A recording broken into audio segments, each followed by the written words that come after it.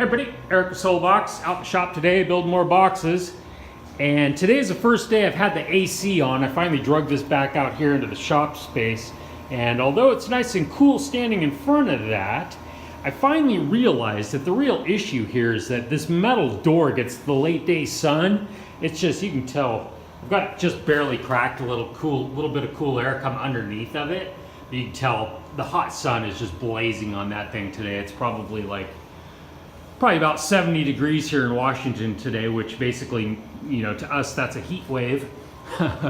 So anyway, it finally dawned on me that what I really needed to do, actually, I was outside and I sprayed down the door with the hose a little bit earlier.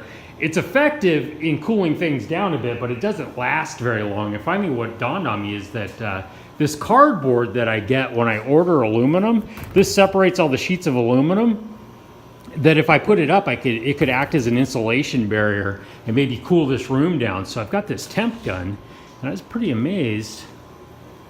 This upper panel is reading at 91 degrees, 91 and a half degrees, 92 degrees. And where I put the cardboard, look at the drop, man. So I just did 4 of the panels real quick. I'm gonna do the rest of them. I just got aluminum, so I've got a lot of that extra cardboard sitting over there. So this little tool, I got this at Harbor Freight. This has been surprisingly good to have. I've used it for all kinds of stuff. And so, yeah, this is gonna make a big difference, just hanging just a little bit of cardboard. And maybe that's what I'll start doing with it. I could put actually more than one layer of it up there.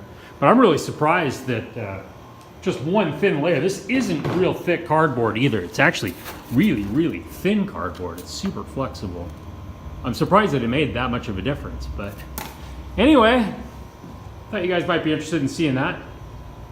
Ride safe, everybody. Eric Solbox.